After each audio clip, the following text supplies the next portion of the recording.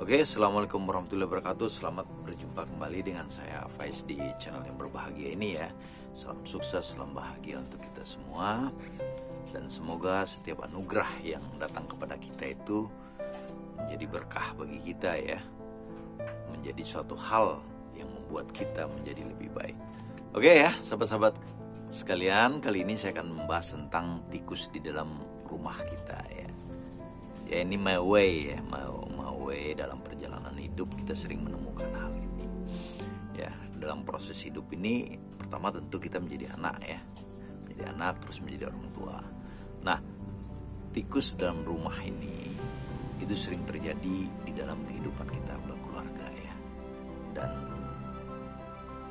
bisa jadi kita sendiri pelaku menjadi tikusnya itu, atau bisa jadi kita korban dari tikus dalam keluarga inti maksud saya. Bisa jadi istri, bisa jadi suami, dan bisa juga anak-anak kita.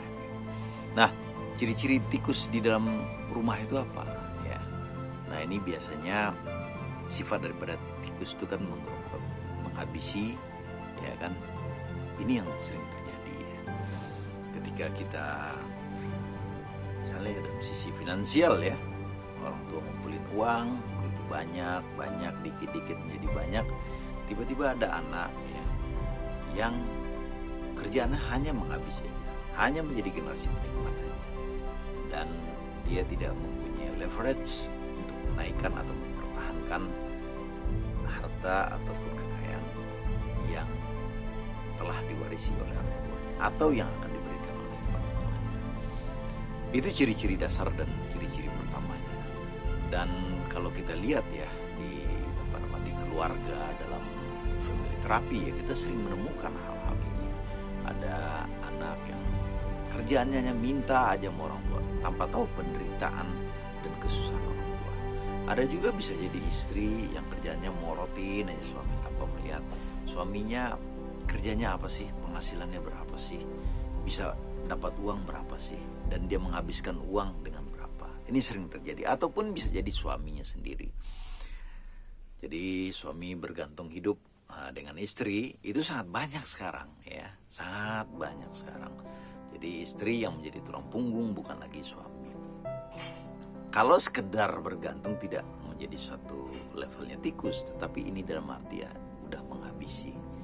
Nah, perjalanan hidup ini selalu menjadi itibah, menjadi pelajaran bagi kita bahwa anak-anak kita ya yang sedarah lah ya, darah kita mengalir ke mereka saja, bisa jadi mereka tidak satu frekuensi dengan kita. Bisa jadi terjadi mis DNA atau DNA yang lari dari sifat dasar kita. Itu bisa saja terjadi.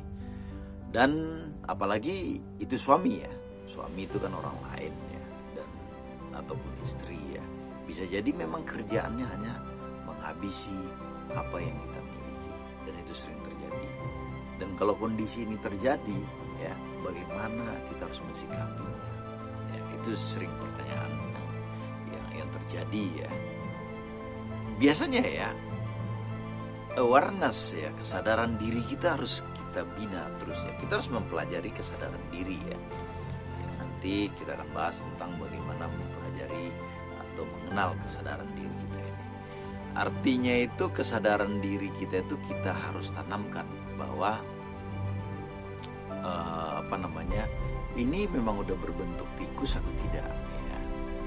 Itu harus kita analisis. Makanya seorang yang menjadi filosof dalam hidup dia ya kan, dia akan selalu menganalisis sesuatu yang terjadi pada hidup dia ya. Nah, apabila analis kita misalnya oh ini udah level tikus nih anak atau orang tua, berarti kita harus mengambil langkah-langkahnya ya. Dan secara teknikal ya, memang kita akan, apalagi ada pengaruh emosional, itu kita akan susah untuk mengambil keputusan berhubungan dengan tikus-tikus yang mempunyai hubungan emosional, entah itu istri, anak, dan suami ya.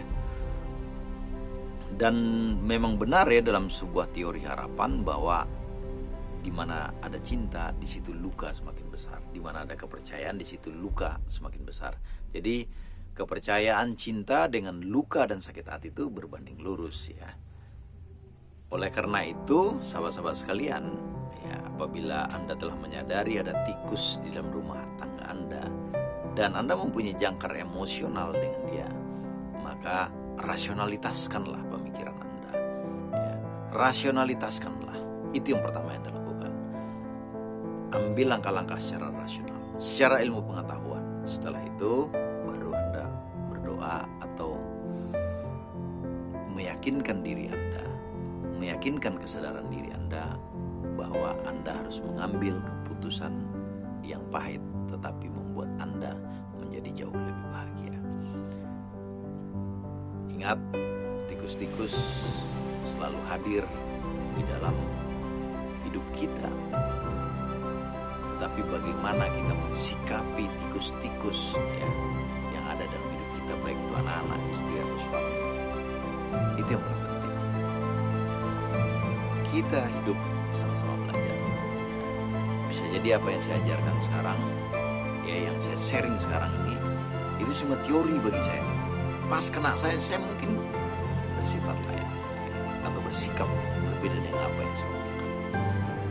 Tetapi ini adalah dasar pengetahuan kita, dan kita orang-orang yang selalu percaya bahwa pengetahuan salah satu faktor yang membimbing kita mencapai pencerahan. Akhir kata, semoga bermanfaat. Wabillahi taufiq wal hidayah. Assalamualaikum.